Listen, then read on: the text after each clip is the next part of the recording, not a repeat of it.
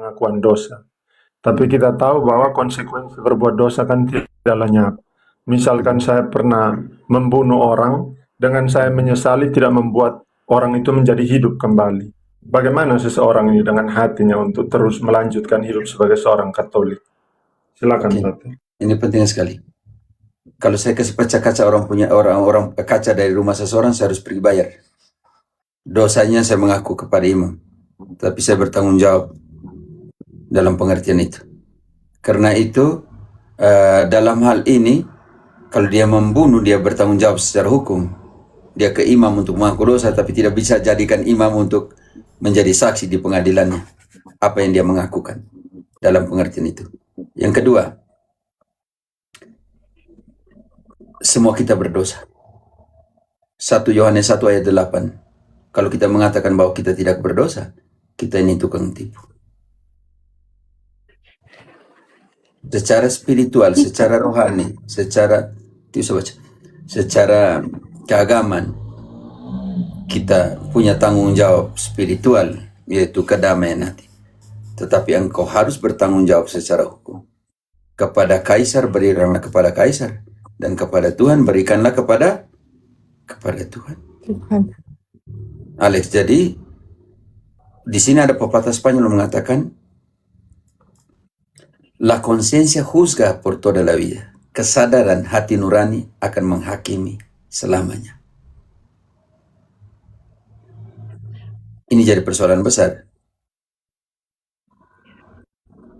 Apa yang dibuat oleh Yohanes Paulus II?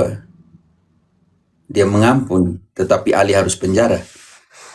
Secara hukum Italia.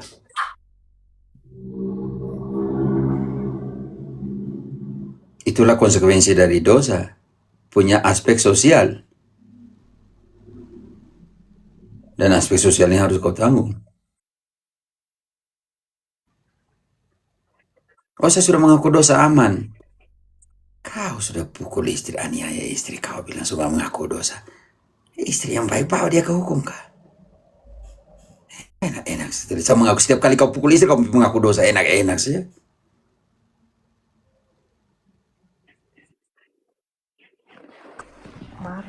Tidak tahu Alex, saya mungkin seperti ini atau bagaimana yang kau maksudkan?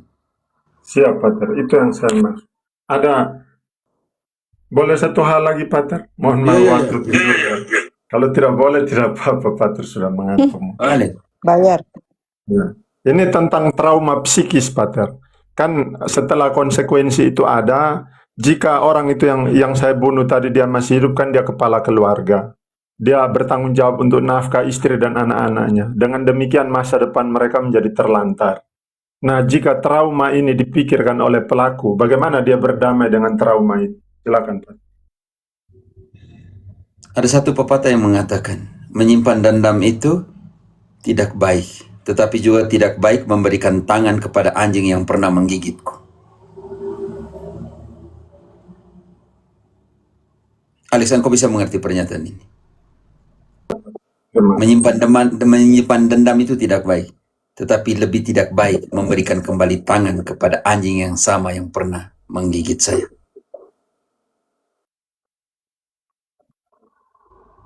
Luar biasa, itu analogi yang tepat sasaran. Supaya jangan terluka dua kali, ya Pak. Terima kasih. Hanya orang yang mengerti yang bisa mengerti. Ya. Tidak baik menyimpan dendam, tetapi lebih tidak baik memberikan tangan yang sama kepada anjing yang sama yang pernah menggigit tanganku. Fiti baru-baru saya bilang begini, jika engkau telah mempersembahkan yang terbaik dan itu tidak cukup untuknya, maka persembahkanlah ketidakhadiran. Kenapa? Karena lebih baik menarik diri demi harga dirimu daripada harus tenggelam di dalam rasa sakit yang sama.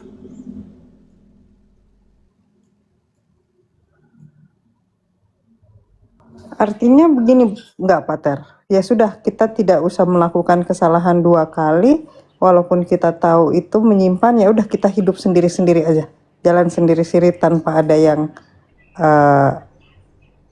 mengingat itu lagi. Trauma tetap ada trauma, tapi ya sudahlah, memaafkan ya, gitu nggak Pater maksudnya? Yang kau kasus beda dengan perkawinan. Oh ya. Oh ini Yang Alex perkawinan tanya ya. itu bukan Baru kasus tahu. perkawinan.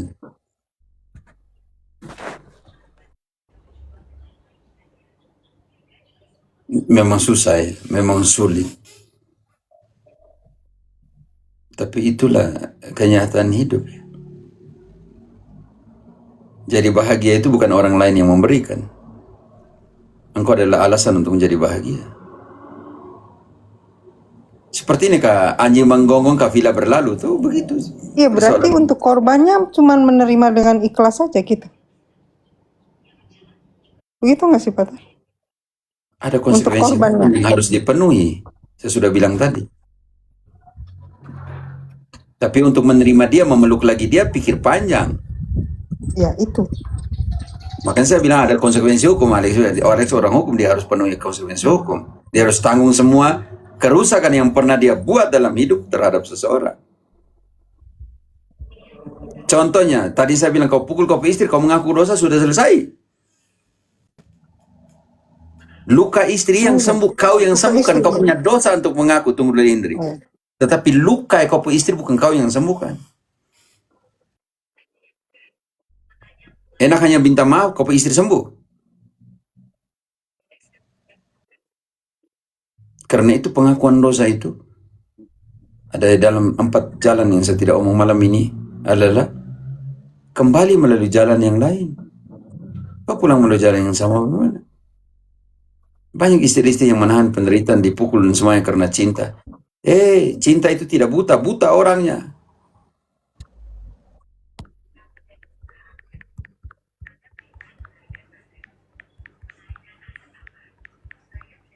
Ya jadi ada, kalau dia pukul saya kasih tahu saya punya adik-adik, kalau suamimu pukul pulang kembali rumah. Saya bapak mama lahir besarkan kamu bukan untuk dipukul oleh kamu suami.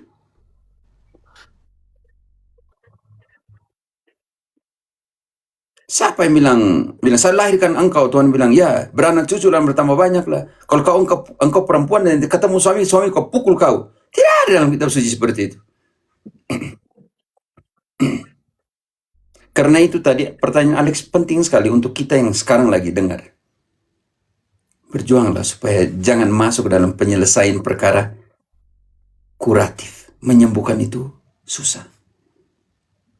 Menyembuhkan itu engkau harus jahit dan kau harus tusuk jarum supaya jahit kembali, itu sakit. Makanya apa yang kita buat sebagai orang Kristen? Bekerjalah di antisipatif atau preventif supaya jangan terjadi masalah yang kemudian harus diselesaikan oleh hakim, oleh lawyer seperti Alex, harus diselesaikan oleh hukum gereja, oleh Pater Felix dan kawan-kawan, harus diselesaikan oleh Pastor Proki, kan dia bertanggung jawab menyelesaikan persoalan domba-dombanya. Harus diselesaikan oleh psikolog, psikiatris. Kasihan juga kok. Emang selama hidup hanya untuk menyelesaikan perkara kalian tanpa menikmati kehidupan. Alex, mungkin seperti yang kau maksudkan atau bagaimana?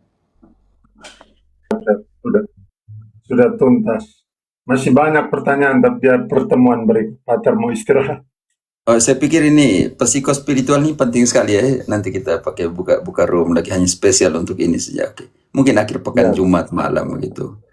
Oke, itu untuk itu kita atau Sabtu malam ya, malam Minggu orang malam minggu kita hanya omong tentang masalah. Oke. Ya. Begitu. Jangan marah teman-teman. Tadi lagi satu-satu. Alex, engkau ikut dari tadi kah? Baru bergabung, Rom. Waduh, saya pikir engkau ikut dari tadi. Bagus, Sofi punya elaborasi persoalan dan semuanya. Oke. Sekarang catatan kaki, Francisca, Sofi, kalau mau tanggapi satu menit silakan. Sebelum saya tutup. Ya, Pater. Terima kasih banyak, Pater, untuk penjelasannya. Ingat, yang paling penting itu kata Pater tadi, engkau. Kata engkau itu bukan hanya yang Pater sampaikan untuk saya yang dengarkan, tetapi untuk semua kita yang memiliki iman kepada Yesus Kristus itu. Jadi kalau setiap orang melakukan atau engkau itu ya saya gitu loh, maka damai itu tercipta. Tapi kalau kamu menunggu orang lain untuk berdamai itu pasti berat. Tetapi engkaulah dulu. Minimal engkau bisa memerdekakan dirimu, membebaskan hatimu dari beban itu, dari persoalan itu. Terima kasih, Pater. Terima kasih, luar biasa, Pater. Pater, saya mau tanggapi Bapak Warkop, bisa?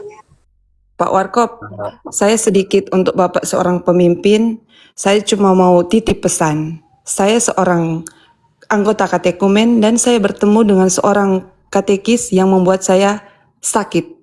Dan saya bersyukur Romo Cafe tetap backup saya, makanya saya terus melangkah untuk menjadi imam Katolik karena perkataan-perkataan kalian bisa melukai kami. Jadi para pemimpin Katolik, milikilah kasih.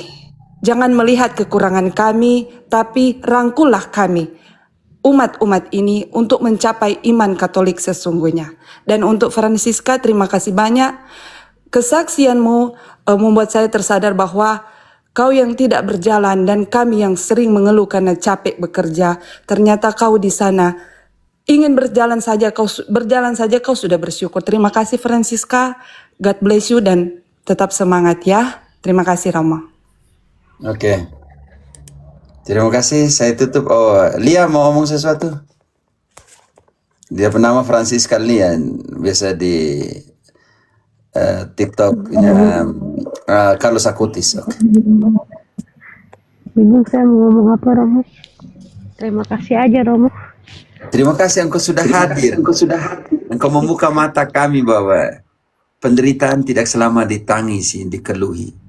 Penderitaan banyak kali harus disimpan. Seperti Maria menyimpan semua perkara dalam hati. Kadang Saya rasa lega sudah cerita. benih itu tumbuh tanpa beritahu kepada engkau bahwa dia sedang bertumbuh. Romo. Iya, Pater. Tuhan memberkati. Terima kasih. Engkau tidak pernah sendiri, Francisca. Dan kami juga tidak pernah sendiri karena engkau selalu membawa kami dalam doa. Oke. Terima kasih Malu untuk aku semuanya. cerita, Pater. Yo. Aku cerita sebenarnya malu. Nggak pernah aku cerita-cerita aku lagi sakit tidak bisa jalan, malu sebenarnya, tapi aku mesti ngomong. Tidak apa. Engkau jangan pernah malu. Engkau jangan pernah malu. Engkau tidak pernah sendiri. Oke, Francisca? Engkau Iya, punya Romo. misi. Semua kita punya misi dan engkau di dalam kondisimu yang sakit. Engkau punya misi yang mulia untuk kami. Oke? Itu demi kemuliaan Tuhan, bukan untuk engkau. Oke. Karena itu, Francisca Lia 1 Petrus 4 ayat ke-16.